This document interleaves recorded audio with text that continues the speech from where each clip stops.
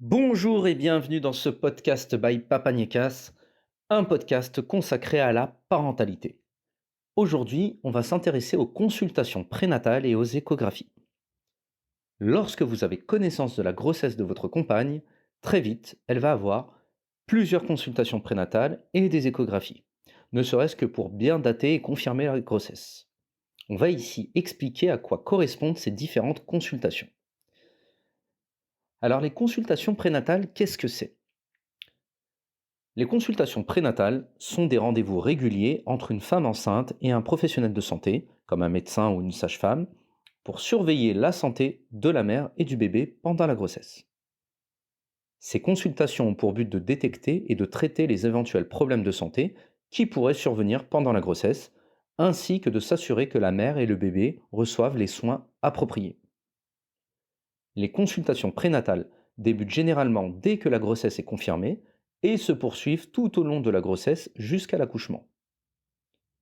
Le nombre de consultations varie en fonction de la santé de la mère et de la grossesse. Le Code de la santé publique prévoit 7 consultations prénatales qui débutent avant la fin du troisième trimestre de grossesse. Lors de cette visite, la femme enceinte aborde avec le professionnel de santé différents sujets, notamment administratifs. Le site servicepublic.fr établit un calendrier précis des différentes consultations prénatales tout au long de la grossesse. En voici les grandes lignes. La première consultation a lieu avant la fin du troisième mois de grossesse. Elle doit se dérouler avant la fin du troisième mois de grossesse et le professionnel de santé va remplir la déclaration de grossesse en ligne. Il va la télétransmettre directement à votre caisse d'assurance maladie et à votre caisse d'allocation familiale ou à la mutuelle sociale agricole si vous relevez de ce régime. Une fois la déclaration de grossesse effectuée, un entretien prénatal précoce est réalisé par un médecin ou une sage-femme. L'objet de cet entretien est de permettre aux professionnels de santé d'évaluer avec la femme enceinte ses éventuels besoins en termes d'accompagnement au cours de la grossesse. À la fin de cette consultation, le médecin ou la sage-femme vous remettra le document premier examen prénatal qui servira à déclarer votre grossesse. Cette déclaration peut vous permettre de bénéficier de la prime de naissance si vous remplissez les conditions de ressources. La consultation numéro 2 aura lieu aux environs du quatrième mois de grossesse. C'est également à partir de ce moment, à partir de ce mois-là, que vous pourrez commencer votre première séance de préparation à l'accouchement et à la parentalité. Cette séance prend généralement la forme d'un entretien d'information.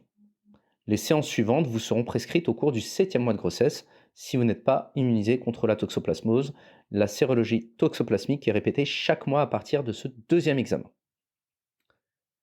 La consultation numéro 3 a lieu au cinquième mois de grossesse. C'est au cours de ce mois qu'une deuxième échographie, dite morphologique, devra être réalisée afin de vérifier la bonne formation de votre bébé et connaître son sexe si vous en faites le choix. La consultation numéro 4 a lieu au sixième mois de grossesse. Elle devra faire l'objet de plusieurs examens, tels que le dépistage de l'antigène HBs, qui correspond à l'hépatite B. La consultation numéro 5 a lieu au septième mois de grossesse. À partir de ce mois, vous bénéficierez de 7 séances de préparation à l'accouchement et à la parentalité. La consultation numéro 6 a lieu au huitième mois de grossesse.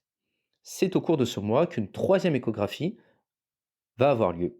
Et durant ce huitième mois, vous devrez passer une consultation pré-anesthésique. Cet examen est obligatoire même si vous souhaitez accoucher sans péridurale. La consultation numéro 7 a lieu au neuvième mois de grossesse. Lors de cette consultation, peut avoir lieu une détermination du groupe sanguin. Il s'agit ici d'un calendrier officiel, et il peut se trouver que dans les faits, le calendrier tel qu'il est décrit ici peut varier légèrement.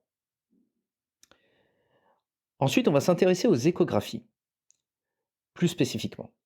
Les échographies font partie des consultations prénatales. Ce sont des examens médicaux utilisés pour surveiller la croissance et le développement d'un bébé pendant la grossesse. Elles permettent aux médecins et aux futures mères de visualiser le bébé à l'intérieur de l'utérus et de s'assurer que tout se déroule normalement. Il existe différents types d'échographies qui peuvent être utilisés pendant la grossesse, chacun ayant des objectifs spécifiques. La première échographie est l'échographie de datation, qui est généralement effectuée entre la 8e et la 14e semaine de grossesse, donc aux environs des 3 mois de grossesse. Elle permet de déterminer l'âge de la grossesse, de dater le terme prévu et de vérifier si la grossesse se déroule normalement. La deuxième échographie est l'échographie morphologique. Elle est effectuée entre la 18e semaine et la 22e semaine de grossesse, donc lors du 5e mois. Elle permet de vérifier la croissance et le développement du bébé, de mesurer les différentes parties du corps, de vérifier le bon fonctionnement des différents organes. C'est également lors de cette échographie qu'une première estimation du poids et de la taille du bébé va pouvoir être calculée. Et la troisième et dernière échographie a lieu au 8e mois de grossesse. Elle est là pour vérifier l'emplacement du bébé, son bon développement, ainsi que l'emplacement du placenta. Et dans tout ça, il est intéressant de s'interroger sur le rôle du père. Le rôle du père, lors des échographies, est souvent sous-estimé, mais il est tout aussi important que celui de la mère. Les échographies sont des moments clés de la grossesse pour les futurs parents, et la présence du père peut rendre ces moments encore plus significatifs. La présence du père lors des échographies permet de renforcer le lien entre les parents et le bébé, en leur donnant l'occasion de voir leur enfant à l'intérieur de l'utérus pour la première fois, pour la première écho évidemment, et cela peut aider les pères à se sentir plus impliqués et plus connectés à la grossesse et à l'arrivée de leur enfant.